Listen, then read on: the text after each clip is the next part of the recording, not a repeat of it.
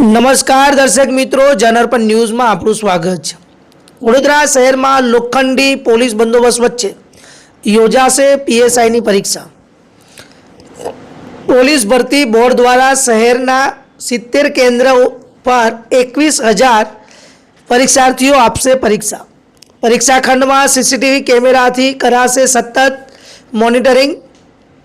પરીક્ષાર્થીઓને અન્ય શહેરમાંથી વડોદરા આવવા એસટી બસ દ્વારા કરાવી છે વિશેષ વ્યવસ્થા।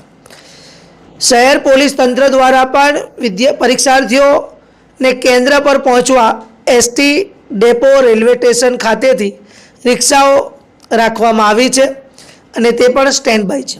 સમગ્ર ગુજરાતમાંથી પરીક્ષાર્થીઓને પોતાની પરીક્ષા કેન્દ્ર પર વિવિધ વાહનો મારફતે લઈ જવામાં આવશે।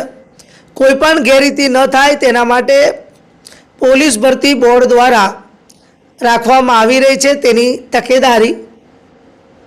પરીક્ષા સારી જશે તો પરીક્ષાર્થીઓને પોતાને પણ એક આશાવાદનો અનુભવ થશે। ભાવનગર, થરાદ, રાજકોટ સહિતના અન્ય શહેરોમાં પરીક્ષા આપવા માટે આવી પહોંચ્યા થયા પરીક્ષા આપનાર તમામ આ પીએસઆઈ ભરતીમાં તમામ લોકો સારી રીતે પરીક્ષા આપે તેના માટે સંપૂર્ણ તકેદારી રાખવામાં આવી છે અને દરેક લોકો સારી રીતે પરીક્ષા આપે તેવી જ શુભકામનાઓ પણ પાઠવવામાં આવી છે।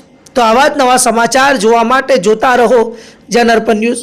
અમારી ચેનલને લાઈક કરો, શેર કરો, સબસ્ક્રાઈબ કરો તેમજ આ વિડીયોને વધુમાં વધુ શેર કરો। ધન્યવાદ, નમસ્કાર।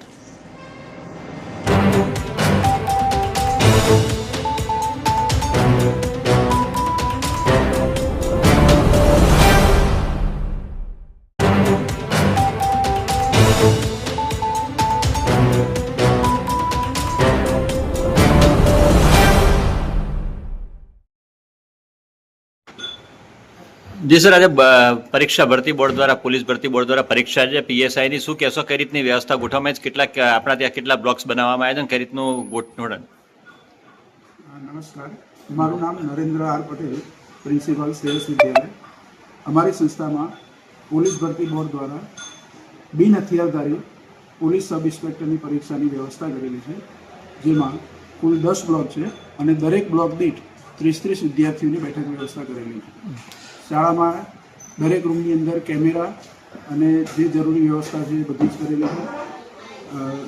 મહિલાઓ માટે અલગથી ચેકિંગની વ્યવસ્થા કરેલી છે, બાયોમેટ્રિકની પણ વ્યવસ્થા કરેલી છે અને સુચારુ રૂપે પરીક્ષા લેવાય એવી અમારી તૈયારી છે। સાહેબ, વિદ્યાર્થીઓને અગવડના આપણા ગરમીનો સિઝન છે, કઈ રીતની પાણીની અન્ય વ્યવસ્થા છે? પાણીના ઠંડા જગની અમે વ્યવસ્થા કરી છે, જે ક્લાસમાં દરેક સ્ટુડન્ટ સુધી પાણી પહોંચાડવાની વ્યવસ્થા પણ કરેલી છે અને લાઇટ, પંખા બધું જ અમારું બરાબર રીતે ચાલે છે।